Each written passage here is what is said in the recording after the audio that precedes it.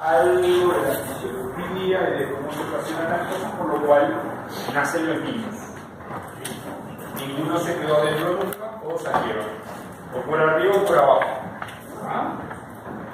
No grabo ni nada, si quiere, pues yo sé que se lo dejo.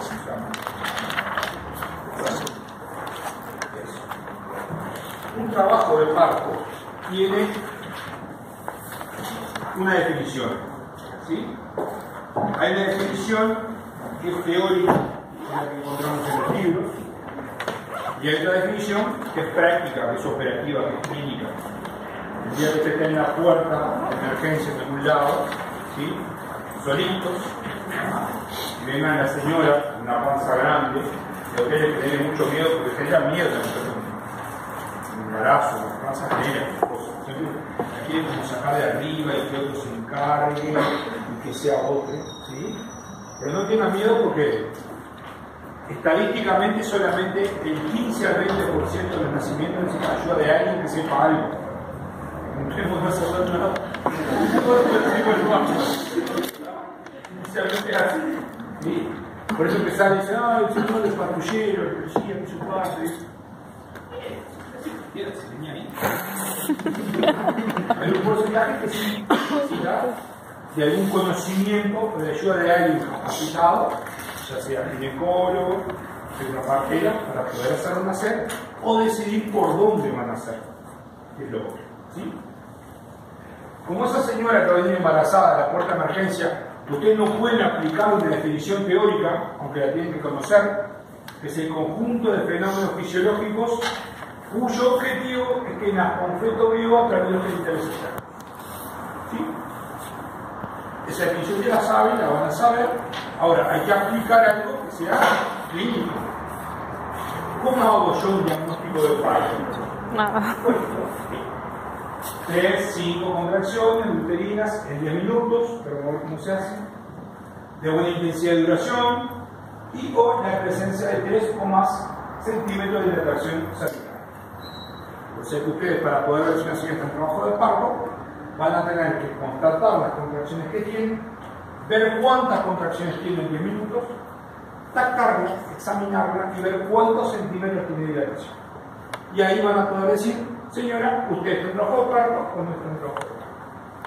A un doctor le parece bastante sencillo, es sencillo, pero requiere práctica.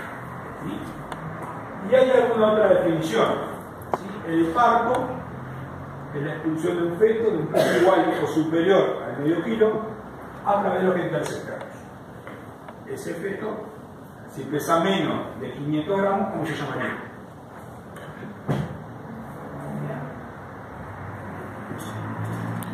¿No es prematuro? Lo que pesa menos de 500 gramos, tiene menos de 20 22 semanas, es un aborto. Que pueden haber unas implicancias diferentes si ustedes tienen un nacido de 650 gramos. ¿Sí? Incluso en esa gráfica que podemos trazar, en la cual podemos dividir semanas por semanas, podemos decir que entre las 24 semanas para adelante se considera habitualmente que es un feto viable. El pretérmino es el que está entre las 24 y 36 semanas, y entre 37 a 41 se considera que es el feto desde término. ¿Sí?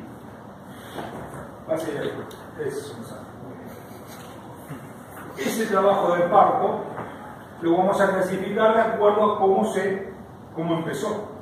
Si fue espontáneo, no me dio absolutamente ningún tipo de fármaco, ningún tipo de maniobras, etc. ¿Sí? Es espontáneo, de forma normal, acorde con los mecanismos fisiológicos que vamos a ver. ¿Sí? Pero puede ser inducido. Hay señoras que quieren provocarle contracciones. Eso es una inducción del trabajo de parto. ¿Ah? Y esa inducción del trabajo de parto puede ser a través de diferentes métodos. El más común, el más frecuente que van a ver, es la utilización de fármacos. ¿Sí? La oxitocina es uno de ellos, la prostaglandina, algunas variantes, es otra. Existe una serie de maniobras como es la dilatación cervical, ¿sí? Que se puede hacer ya sea digitalmente, utilización de algún tipo de sonda vesical, ¿sí? Sonografía, se puede poner el cuello sobre el plano, permite hacer un elemento inicial de una inducción. ¿Ah? O podemos clasificar la parte, ese trabajo del parto, como algo eitóxico, que va evolucionando todos los parámetros dentro de los límites normales, o distóxico, cuando hay alguna alteración en ese desarrollo del trabajo de parto. O está muy lento, o va muy rápido, o los mecanismos están alterados, o la presentación, o sea, el sector del feto que se encuentra en la parte baja, digamos, es diferente. ¿Sí? Se puede hacer un parto en podálica, se puede, como el ideal, se hacían muchos, pero se vio que había algún tipo de riesgo materno, fetal o de neonato. Desde hace un tiempo evitamos todo lo que son partos en podálica, partos de nalga. Muy bien. Para que el trabajo de parto sea normal, nosotros tenemos una serie de fenómenos. Para que haya un parto necesitamos fenómenos activos y fenómenos pasivos. ¿Sí? Los fenómenos activos están dados por las contracciones uterinas y por los pujos. Y los fenómenos pasivos, que lo vamos a ver, están dados por una serie de cambios a nivel de la pelvis, ¿sí? De la mujer, algunos cambios con respecto al útero, a la vagina, a la vulva, que lo que va a provocar es que ese trabajo de parto evolucione hacia un parto vaginal. ¿Pueden alterarse cosas? Sí, claro. Ahí cuando pasamos siempre el trabajo de parto es, por ejemplo, distóxico. ¿Sí? Se pueden alterar las contracciones, se puede alterar la dilatación, ¿sí? Se puede alterar, por ejemplo, la forma o la ampliación del canal de parto blando. Alguna de estas alteraciones puede provocar que el parto no evolucione hacia un parto vaginal. ¿Sí? Claro. Podemos tener alguna alteración que haga que este parto que iba haciendo o este trabajo de parto que iba normal tenga que terminar una cesárea también. Pasando más. Por lo tanto, para que esos mecanismos sean, o esos fenómenos activos, necesitamos un motor. Y ese motor es el útero. ¿Ah? El útero, que vamos a ver cómo más o menos está compuesto y todo lo demás, en sí, hacia el término del embarazo, tiene tres sectores.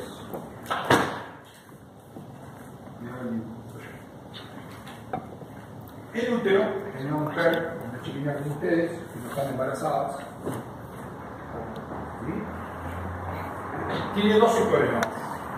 Uno es el cuerpo y otro es el cuello. Nada más. Cuando una mujer está embarazada y el embarazo crece, y va creciendo, y va llegando hacia el final del embarazo, hay un sector del cuerpo uterino que adquiere el nombre de segmento uterino. ¿Ah? Y vamos a ver la importancia que tiene este sector que se llama segmento. Veremos de antemano que habitualmente cuando hacemos una cesárea tenemos que cortar ahí, en ese sector. ¿Sí? Muy bien. Ese útero que tiene tres capas miometriales, tres capas de músculo. Y la disposición de esas capas de músculo, desde la más interna, que es más de forma circular, la media, que es más flexiforme, ¿sí? Y la externa, que es la que está por debajo inmediatamente de la celosa. Lo que determina la contractilidad, el resultado final es este. Es tratar de que haya una dilatación de vagina, de cuello de útero y la progresión hacia abajo del contenido del útero. La disposición de estas tres capas musculares del miometrio, en definitiva, cuando se unen las tres durante la contracción, lo que hacen es eso, provocar la dilatación y tratar de expulsar el contenido que está dentro del útero hacia afuera. Aquellas que tienen dismenorrea, o sea, dolor para menstruar, estarán viviendo en carne propia en baja intensidad lo que es una contracción uterina. ¿sí? Las que tienen dolores para menstruar, no toman ningún tipo de anticonceptivo, ni analgésico, ni nada, y tienen en determinado día del ciclo dolor cólico intenso, cuya finalidad es expulsar el contenido, habitualmente el coágulo, de adentro del útero hacia afuera. ¿Sí? Por lo tanto, aquella que tiene dismenorrea ya está viviendo lo que es a baja escala, lo que es una contracción uterina de parto. ¿Ah? Hablando de los activos, las contracciones, vamos a hablar algo, y los contracción. Esta gráfica de este lado es sacada de unos libros muy viejos de unos investigadores uruguayos que van a ver quiénes son, ¿sí? Que estudiaron la fisiología del comportamiento de la contracción uterina en la mujer embarazada, ¿sí? Y construyeron una serie de gráficas, las cuales todavía se siguen usando y son las que eventualmente hacemos los trazados en el trabajo de parto y en las que tomamos en cuenta para definir la dinámica que presenta ese útero en la mujer que está en trabajo de parto. ¿Ah? Tenemos un tono, que es este, habitualmente de 10 milímetros de mercurio. Es un tono, es el normal en cualquier músculo que existe, tiene un tono uterino, ¿sí? Luego tenemos una intensidad, que es esta, ¿sí? Tenemos una frecuencia y una amplitud. Lo importante a tener en cuenta es la intensidad que tienen las contracciones, porque eso va a variar a medida que va progresando el trabajo del parto, e incluso es uno de los elementos iniciales de arrancar el trabajo del parto, la intensidad. Cuando se acuerda la definición, que tenga buena intensidad, ¿sí? Entonces, habitualmente tenemos una intensidad que está cercana, como acá, en el parto oscila entre 30 y 50 milímetros de mercurio. Si ustedes le suman el tono, hagan 60 más o menos. Esa es la intensidad habitual que tiene una contracción durante el trabajo. Luego tenemos la amplitud, la duración, que habitualmente se dice que son 40, 50 segundos que dura una contracción en el trabajo de parto. Y luego tenemos la frecuencia. Y la frecuencia se expresa siempre en el número de contracciones que tengo durante 10 minutos. Y eso fue normatizado y fue aplicado a saber por estos dos señores, Hermógenes Álvarez, Roberto Calderón García. Los profesores, este señor acá, por ahora uruguayo, que fue nominado a un premio Nobel de Medicina, que lo ganó, ¿sí? Con parte de todo este estudio. Y ellos, ustedes van a buscar por ahí libros de América, España, etcétera, etcétera, y hablan de actividad uterina. Y lo expresan siempre en unidades de Montevideo, se llaman así. Es simplemente la intensidad que tiene la contracción multiplicada por la frecuencia en 10 minutos.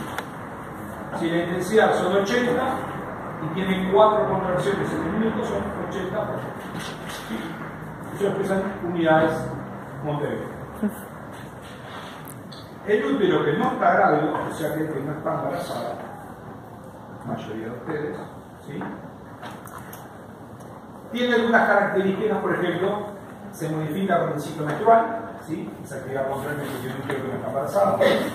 Es comparable en frecuencia y duración a la del parto, frecuencia y duración, no hay intensidad.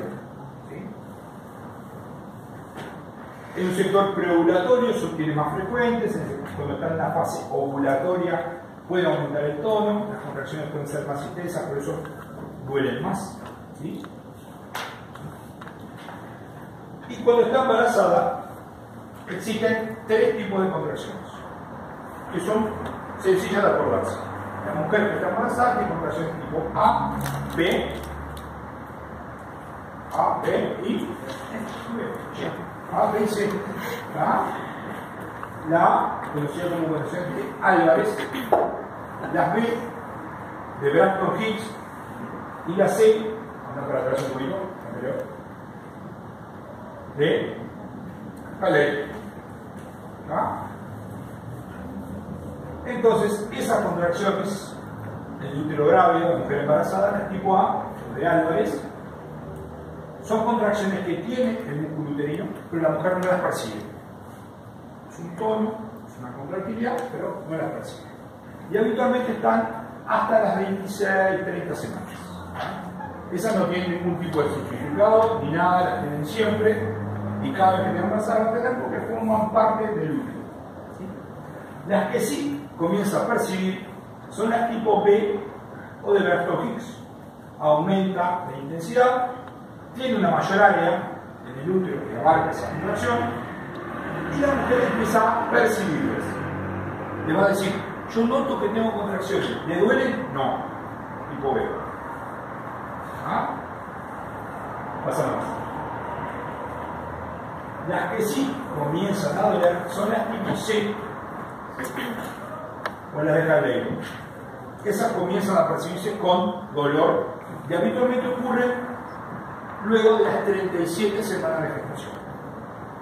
Por lo tanto, si una mujer está de 32 semanas y tiene contracciones uterinas dolorosas, es un elemento a tener en cuenta porque no debería tenerlas.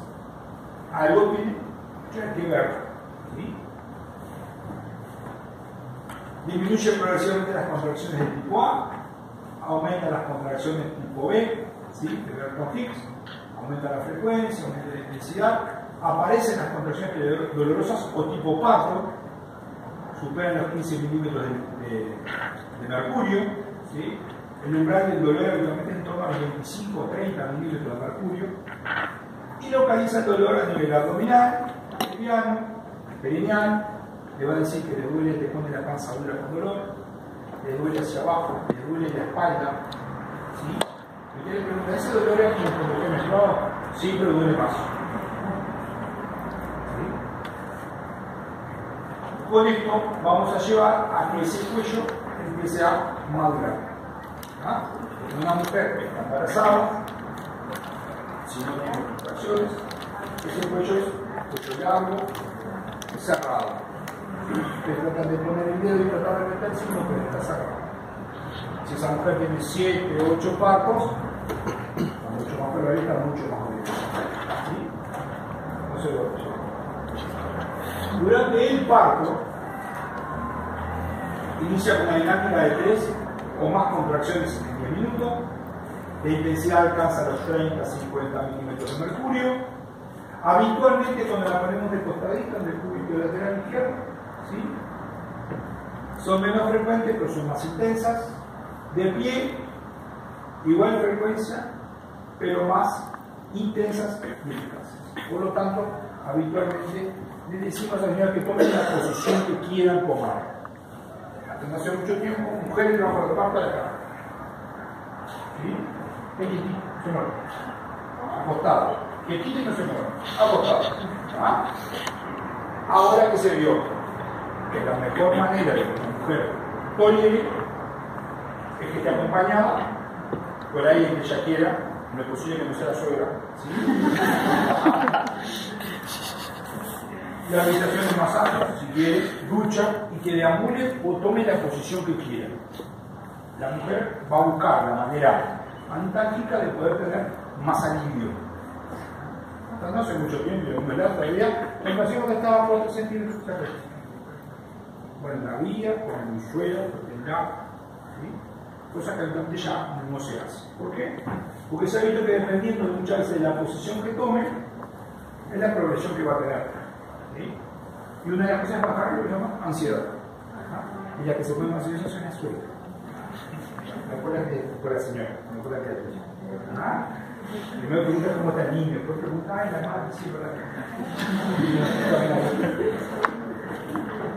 La actividad uterina, que habíamos visto, 120 a 250 unidades en Montevideo al momento de la expulsión del chico. ¿Sí? Al expulsivo lo que sucede es que se agregan empujos. Pasa la base. ¿Sí? Y van a ver que los empujos lo que hace es aumentar la presión intraabdominal, y al aumentar la presión intraabdominal durante el momento de mayor contractividad aumentamos la posibilidad de expulsión. ¿Sí? Vamos a ver que aquello de no empuje, más o menos, porque la sensación de empujo cuando ocurre la sensación de pujo, la mayoría de veces no lo logra controlar. ¿Sí? Es una sensación, se refiere el neuropático, ¿sí? La sensación de imperiosa, de ir al baño imperiosa y no llegar. ¿Sí? Entonces, ¿cómo se generan estas contracciones para que llegue a tener un trabajo de parto y un parto? Tiene que haber una onda contráctil, ¿sí? ¿Dónde se genera? Acá, en lo que llaman los cuartos, cercanos a las trompas. Hay un lugar que no es un lugar anatómico, o sea, ustedes miran, no ven nada, pero sí es un lugar fisiológico que donde están los macromosos. No, mira. Uno de cada cuerpo uterino predomina habitualmente uno que es el derecho, ¿sí? Funcionales, no anatómicos, se inicia en el marcapaso de la onda, tiene una propagación descendente, ¿sí? 2 centímetros por segundo, alcanzando el útero en 15 segundos. Tiene una fase sistólica, o sea, de contracción progresiva, y de unos 30 a 60 segundos a llegar al momento culmine o máximo de la contracción, logrando así un aumento de la presión intrauterina, que es lo que nosotros queremos. Vamos a ver eso. Eso se conoce como un triple gradiente descendente. Y ese es el nombre que tiene los tipos de contracciones que hacen que tengamos un trabajo de parto. ¿Sí? Se propaga de manera descendente, de arriba hacia abajo, porque tenemos que sacar contenido. ¿Sí? Duración de fase sistólica dura más arriba en la parte de abajo, de apretar el útero. ¿Sí? Y la intensidad es mayor en la parte de arriba. Por lo tanto, este gradiente descendente se genera en la parte superior, es más intensa en la parte superior y dura más en la parte superior. Todo con la finalidad de que este cuello se abra y poder expulsar el contenido. ¿Sí? Más o menos lo mismo, más o menos más. Por lo tanto, en los fenómenos activos también tenemos mucho los pujos. ¿Sí? Los pujos son la contracción de la musculatura tóraco-abdominal que busca sumar a la presión intrauterina, ¿sí? Aumenta la presión abdominal, para sumar a la presión intrauterina con finalidad de expulsar el feto. Hay una que es espontánea y otra que es dirigida. La espontánea es cuando tiene la sensación imperiosa de pujar, ¿sí? Es un reflejo de distensión del periné. Cuando la presentación de la cabeza está muy apoyadita, que se llama, cuando está muy en contacto con el músculo del piso pélvico y los presiona con cada contracción, eso genera la sensación de el pujo espontáneo, que muchas veces no es controlable. ¿Sí? ¿Qué pasa muchas veces? Que esa cabecita está tan apoyada en el músculo de la pelvis y que el cuerpo todavía no está con dilatación completa, no llegó a los 10 centímetros. Igual tiene sensación de pujar. A veces logra dilatar, a veces no logra dilatar. ¿Sí? Y los dirigidos son aquellos que van siendo guiados por quien está asistiendo el parto. Cuando estamos haciendo el parto, ponemos la mano arriba del abdomen, en el fondo del útero, que es donde primero se genera, donde más dura, ¿sí? Y el momento que están constatando que está con la contracción, ahí le pedimos que haga inspiración profunda, maniobra de Valsalva y haga un pujo acompañando la contracción. Esto que parece sencillo, no lo es tanto por un sistema de coordinación. El pujo coordinado requiere coordinación. Hay mujeres que se controlan muy bien porque tienen un entorno que las controla muy bien, o ellas tienen una profesional que se controla, y hay otras que no. O porque están solas, o porque vienen solas, como más que todo para ir solas, bolsas solas, ¿sí? O el entorno no ayuda en nada, ¿sí? Porque los primeros dicen, se saca ese, ¿sí? Entonces, la mujer necesita un entorno especial para poder tener un trabajo de parto lo mejor posible. Y los pujos dirigidos requieren una coordinación de decir, ahora está con contracción, ahora puje, ahora cambio de perspectiva, ¿sí? Hay otro que no se controla, los 5 centímetros también. Saque el mentón. Función de estas contracciones de los pujos: 1. Preparar el canal de parto, ¿sí? Formación y extensión del segmento uterino, ese es el sector del músculo uterino que hemos visto que está entre el cuello del cuerpo. Borrar y dilatar el cuello y formar la bolsa de aguas. ¿Sí? Estoy examinando una señora que está con dilatación y nota la boca, como que asoma, toca un globo en la bolsa de aguas. ¿Sí? Útil porque también colabora en la dilatación. ¿Por qué se dilata? ¿Por qué borra el cuello del útero? ¿Por qué forma la bolsa? Por la atracción ejercida por el cuerpo uterino, ¿sí? Y la presión ejercida por la bolsa de aguas o la presentación por la cabeza. ¿Sí? Para que haya esa preparación del canal de parto, necesitamos las contracciones a través de un triple gradiente descendente con una frecuencia e intensidad ideal y con una presión intrauterina mayor a 25 milímetros. Como funciones también de las contracciones y de los pujos: propulsión o expulsar el feto en el canal. Las contracciones uterinas tiran del cuello hacia arriba. Al estar fijo por el aparato ligamentario, el efecto final siempre va a ser el avance real del contenido, o sea, del feto hacia afuera. Cada contracción que yo voy teniendo, si tengo ligamentos, ¿sí? Un aparato de fijación, son los ligamentos uterinos, siempre una ganancia positiva. ¿Puede pasar que esa ganancia no exista? Sí, es lo que habitualmente se llama como trabajo de parto detenido. Está horas con buenas contracciones, pero nunca llega a dilatar más de determinado momento. ¿Sí? Hacerlo.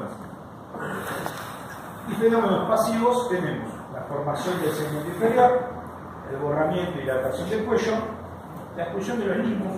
¿Sí?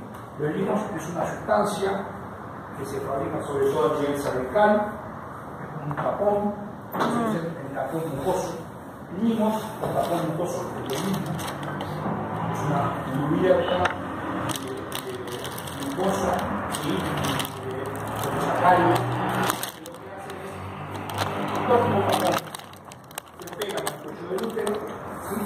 Tiene una coloración que puede ir de transparente verdosa hasta amarronada con hilillos de sangre, ¿sí? Que lo que hace es impedir el ascenso de gérmenes de una cavidad contaminada como la vagina hacia una cavidad estéril como es la cavidad uterina. La formación de bolsa de aguas y la remodelación de la cabeza del feto para poder ser. El segmento inferior, ¿sí? Distensión al final del parto, mide unos pocos milímetros de espesor. El sector más alto del útero, el fondo se llama, llega a medir aproximadamente 4, 5, 6 centímetros de espesor. El sector más bajo a nivel del segmento, antes de tomar contacto con el cuello, es de apenas unos pocos milímetros, es bien finita, ¿sí? Y es por eso que muchas veces, cuando la señora tiene varias cesáreas, se hacen todas en el segmento del útero, y ese segmento, por más que usted lo cosa, lo cierra el útero con una cesárea, empieza a tener con el músculo porque se sustituyó libremente. Una lesión. ¿Por tejido muscular? No, ¿Por tejido? La cicatriz fibroso. ¿Sí? Entonces, ese tejido fibroso, si uno va entrando, otra cesárea después, otra cesárea, ese tejido fibroso no va a tener la resistencia que tenía el músculo, ¿sí? Y va a tener episodios donde muchas veces ese segmento se tiende a abrir. que se llama como dehiscencia del segmento. La función de ese segmento es para permitir el alojamiento o la capacitancia del cuero del feto, ¿sí? Transmite la fuerza contráctil al útero, por encima eso, son límites simplemente, ¿no? El sector más inferior está en contacto con el cuello, y el sector más superior estaría más o menos a la altura del ombligo, ¿no? Mide aproximadamente 12 centímetros de largo.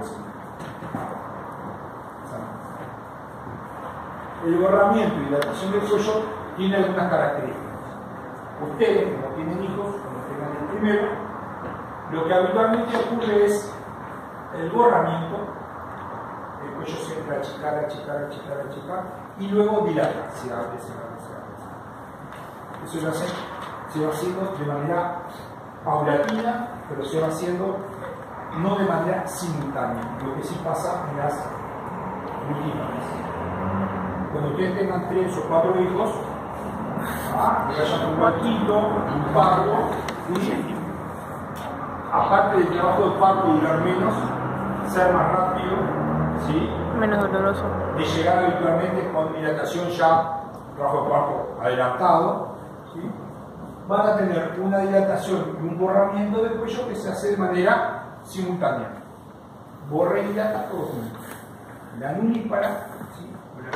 En su primer trabajo de parto, primero va a cortar ese cuello de útero que tiene la